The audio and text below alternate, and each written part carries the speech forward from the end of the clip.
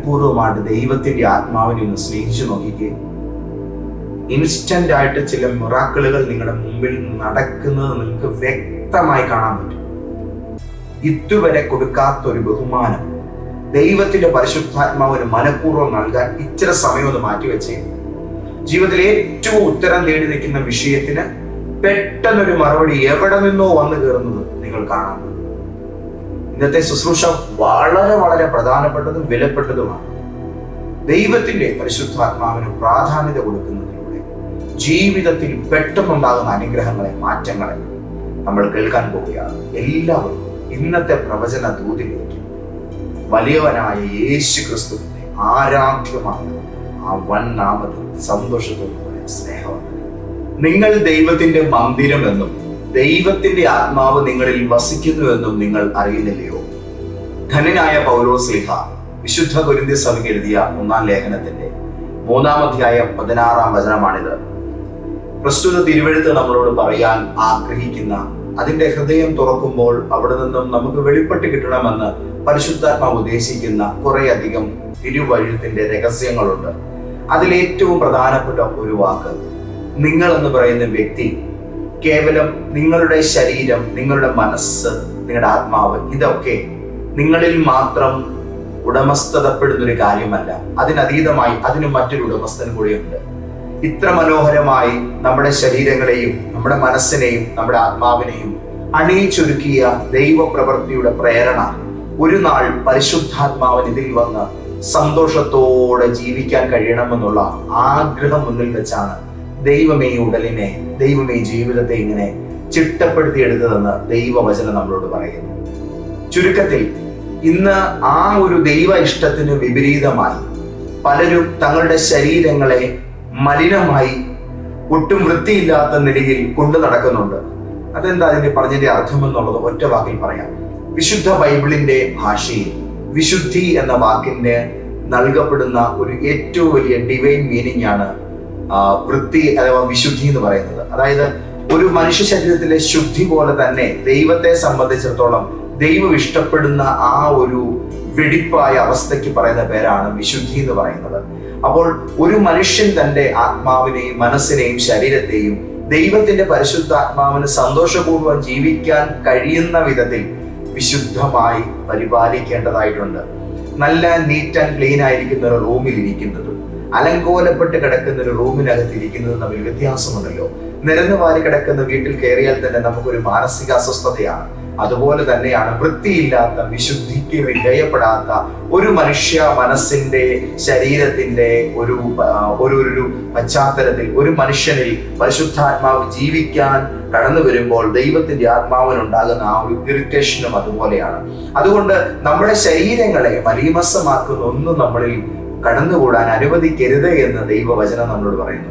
അത് ഏതെങ്കിലും പദാർത്ഥങ്ങളാൽ മലിനമാക്കാൻ പാടില്ല. അതായത് പുകവലിയാലോ മദ്യപാനം പോലെയുള്ളതായ, ലഹരി പോലെയുള്ളതായ മറ്റു കാര്യാദികളാൽ നമ്മുടെ ശരീരം മലീമസമാക്കാൻ പാടില്ല. നമ്മൾക്കുണ്ടാകുന്ന വൈകാരികതയെ ദൈവം അംഗീകരിക്കുന്നു. ആ വൈകാരികതയെ നിയന്ത്രിപ്പാൻ ദൈവം നമുക്ക് ഒരു പാർട്ട്ണറെ തരുന്നു.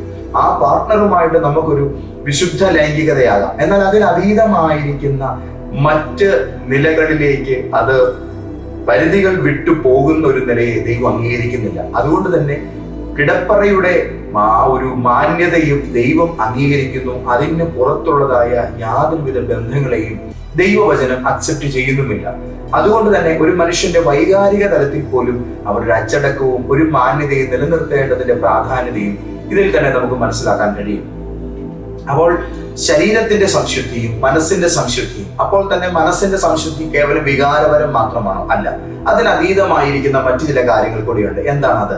നമ്മുടെ മനസ്സ് പലപ്പോഴും നമ്മളുടെ പരിധിക്കും നിയന്ത്രണത്തിനും വിരുദ്ധമായ നിലയിൽ പിടിവിട്ടു പോകുന്ന ഒരു സാധനമാണ്. നമ്മൾ എത്ര കണ്ട് നിയന്ത്രിക്കാൻ ശ്രമിച്ചാലും പലപ്പോഴും നമ്മുടെ മാനസിക നിലയിലുള്ള ഒരു നിയന്ത്രണാവസ്ഥ പലർക്കും ലഭിക്കണമെന്നില്ല. അതപ്പോൾ അങ്ങനെ കടന്നു പോകുന്ന നിയന്ത്രണമില്ലാത്തൊരു കുതിരയെ പോലെ വായുന്ന നമ്മുടെ മനസ്സിനെ നമ്മൾ കൃത്യമായ നിയന്ത്രണ രേഖകൾ കൊണ്ട് ദൈവത്തിന്റെ വചനമെന്ന കടിഞ്ഞാണിനാലും മുഖപ്പെട്ടയാലും അതിനെ നിയന്ത്രിക്കണമെന്ന് ദൈവവചനം വളരെ കർക്കശമായിട്ട് തന്നെ നമ്മളോട് പറയുന്നു.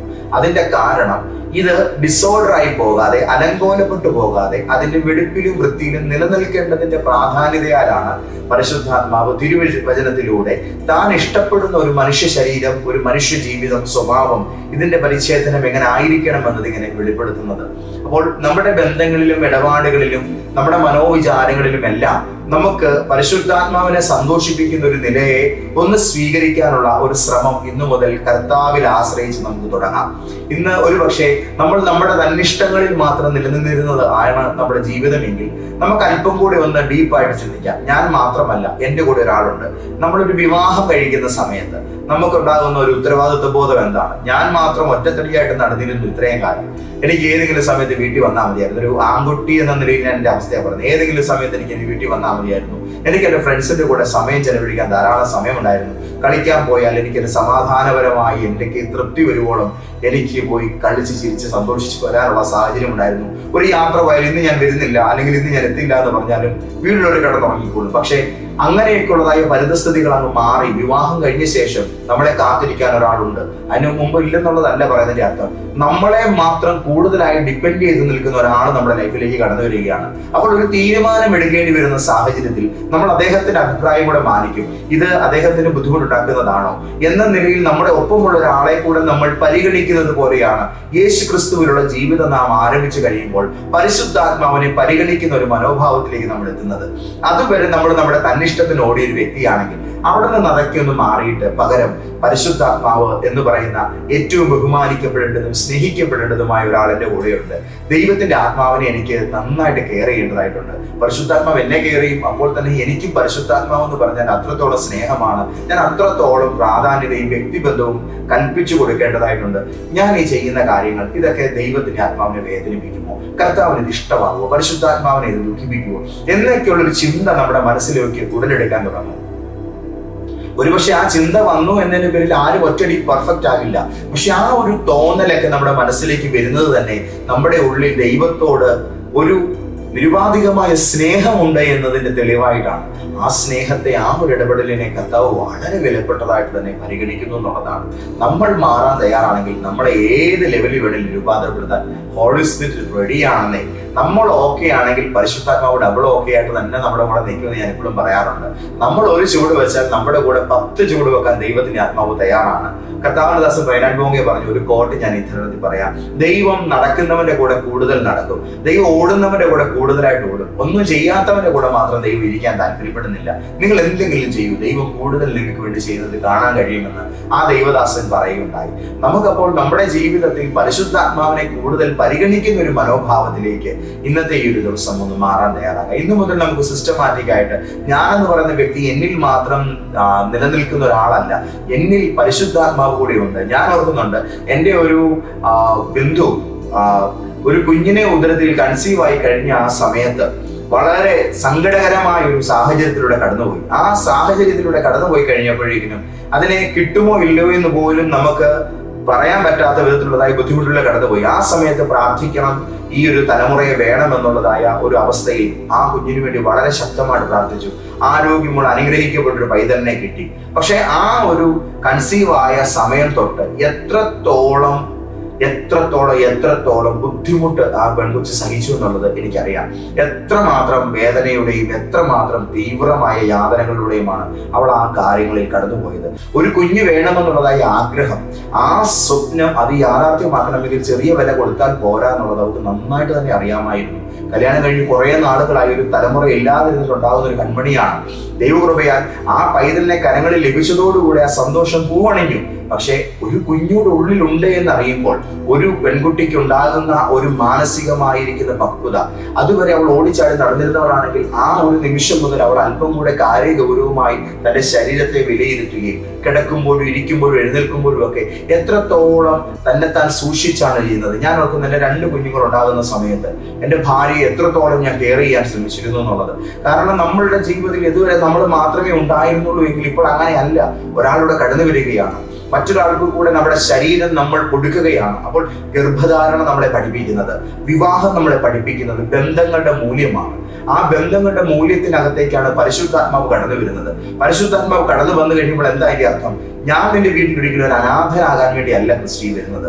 ഞാൻ നിന്റെ അരികിലേക്ക് വരുന്നത് നിന്നാൽ മൈൻഡ് ചെയ്യപ്പെടാത്ത ഒരു നിലയിൽ ഒറ്റപ്പെടൽ സഹിക്കാൻ വേണ്ടിയല്ല, നിന്നെ സന്തോഷിപ്പിക്കാനാണ് പോലെ ഞാൻ വരുന്നത്. നിനക്ക് വേണ്ടിയാണ് ഞാൻ എത്തുന്നത്. അങ്ങനെ വരുന്ന എന്നെ നീ ഒരിക്കലും ത്യജിക്കാനോ റിജക്ട് ചെയ്യാനോ പാടില്ല. ദൈവത്തിന്റെ പരിശുദ്ധാത്മാവ് വേദനിക്കുന്ന ആത്മാവാണെന്ന് ബൈബിളുമായി പഠിപ്പിക്കുന്നു. എന്തുകൊണ്ടാണ് വേദനിക്കുന്നത്? പരിശുദ്ധാത്മാവിനെ വടിയെടുത്ത് ആരും തല്ലാറില്ല. പരിശുദ്ധാത്മാവിനെ ആർക്കും കൊല്ലാൻ പറ്റത്തില്ല. പരിശുദ്ധാത്മാവിനെ ആർക്കും മുറിവേൽപ്പിക്കാൻ പറ്റത്തില്ല. പക്ഷെ ആന്തരികമായി ദൈവത്തിന്റെ ആത്മാവിനെ ദുഃഖിപ്പിക്കാൻ കഴിയും, ആന്തരികമായി മുറിവേൽപ്പിക്കാൻ കഴിയും. അതെങ്ങനെയാണ്? നമ്മളുടെ മനോഭാവങ്ങളിലൂടെയാണ്. അപ്പോൾ പരിശുദ്ധാത്മാവിനെ വേദനിപ്പിക്കാതെ പരിശുദ്ധാത്മാവിനെ സന്തോഷിപ്പിച്ചുകൊണ്ട് നിങ്ങൾ നിങ്ങളുടെ ജീവിതം ഒന്ന് നയിച്ചു നോക്കിക്കേ. എന്റെ പ്രിയപ്പെട്ടവരെ, അതെന്തൊരു ത്രില്ലിംഗ് ആണെന്ന് അറിയാമോ? പരിശുദ്ധാത്മാവിന് പ്രയോറിറ്റി കൊടുക്കുന്ന സഭ വളരും. പരിശുദ്ധാത്മാവിന് പ്രയോറിറ്റി കൊടുക്കുന്നവന്റെ മിനിസ്ട്രി ഡെവലപ്പ് ആവും. പരിശുദ്ധാത്മാവിന് പ്രാധാന്യത കൊടുക്കുന്നവന്റെ ജീവിതത്തിൽ സമൃദ്ധി ഉണ്ടാവും. പരിശുദ്ധാത്മാവിനെ വലുതായി കാണുന്നവന് ഭൂമിയിൽ വെച്ച് ഏറ്റവും മികച്ച സമാധാനത്തിന്റെ സമൃദ്ധി ഉണ്ടാകും. പരിശുദ്ധാത്മാവിനെ സന്തോഷിപ്പിക്കുന്ന ഒരാൾക്ക് തന്റെ ലൈഫിന്റെ എല്ലാ മേഖലയിലും ഏത് സിറ്റുവേഷനിലും 100% ഹാപ്പി ആയിരിക്കാൻ പറ്റും.